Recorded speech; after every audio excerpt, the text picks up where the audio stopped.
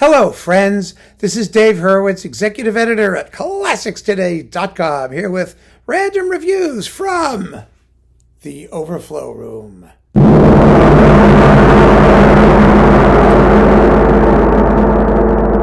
that one worked well. Well, it's time to get back to the letter O in reverse alphabetical order, and we've made it to Offenbach. Yay! Just as Sullivan was England's greatest ever composer, so was Offenbach France's greatest ever composer. No, I'm just kidding. France had greater composers, or other composers anyway. England wasn't so lucky.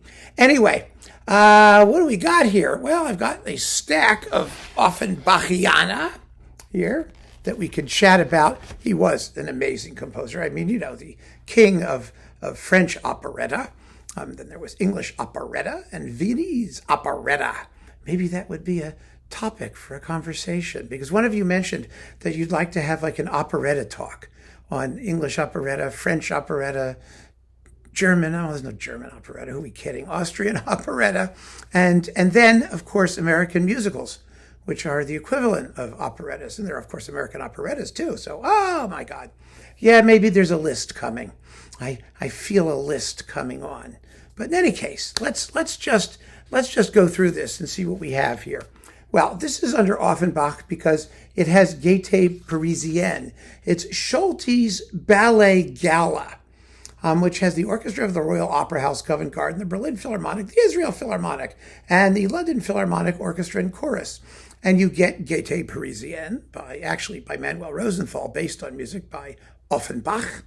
Then the Dance of the Hours from La Gioconda, the Dance of the Persian Slaves from Chovanshchina, the Faust ballet music by Gounod, the Polovtsian dances, the Dance of the Furies from Gluck, and the Dance of the Blessed Spirits from Gluck's Orfeo. They're both from Orfeo ed Euridice, and Euridice, or whatever, I don't know, whatever her name is, and La Boutique Fantasque by Rossini Respighi. This is a lot of fun. It covers a wide range of stuff from a wide range of sources, so the sonics are variable, but I always wanted, I just hung on to it because it's enjoyable to put on and ignore, while you're doing housework.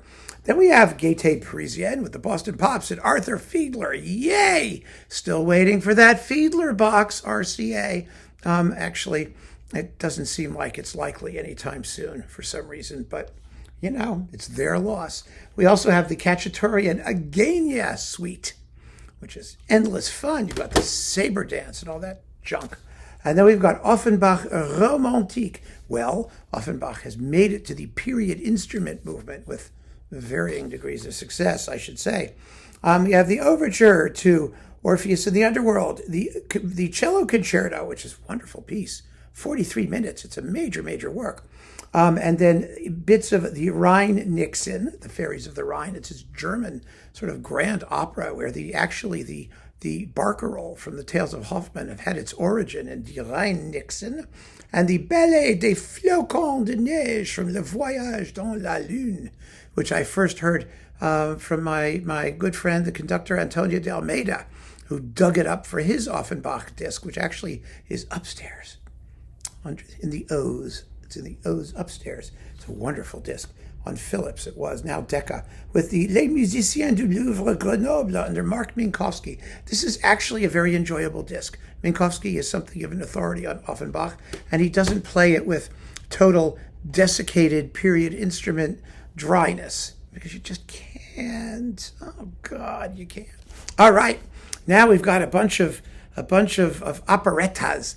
La Grande Duchesse du Gerolstein, which I actually saw in San Francisco with Régine Crespin when she was doing it when I was in grad school. Oh, it was one of her big roles. This is the first CD recording of the complete work. And you get Régine Crespin, Alain Vanzo, Charles Burles, whatever his name is, Claude Meloni, Robert Massard, all these French operetta people, conducted by Michel Plasson with the Orchestre et Chœur du Capitole de Toulouse on Sony. Yeah, great stuff. This is a lot of fun. This is a wonderful, wonderful comic opera. I do wish people would do it more often. And of course, Crespin, yeah. I mean, she had no problem doing comic opera, which is just fabulous. because she had a very wide range. She was more than just like Sieglinde or Brunhilde under Karajan. Yeah, and the first prioress in Dialogues of the Carmelites, which was the last time I saw her. My God, she was marvelous. Then we've got Orpheus in the Underworld, this famous Plassans recording with the same orchestra as before. And let's see, who's this? Jane Rhodes, Hugues Brambilla, Mehdi Mesplay, Michel Sénéchal, Charles Burles is back, and Jane Barbier, and just wonderful French people doing French things. Orpheus in the Underworld is, of course, the source of the infamous can or can, if you're French. Yeah, that's where it comes from. It's actually the Ballet of the Demons in Hell with choir. Most people don't know that, which I think is hilarious. Da da da da da da da da da da da da da. Yes, that's the Ballet of the Demons in Hell. You can tell it's comic opera. And then, La Vie Parisienne. Oh, it's so beautiful. So very, very French, whatever. Let's see, who's doing this one? Régine Crespin, Michel Sénéchal, all the usual people again with Plassans. What a great series this was. Actually, there's a big Offenbach box, I think, upstairs that I have too that has all these things in it. But I keep them separately because I want the libretti. They're very funny.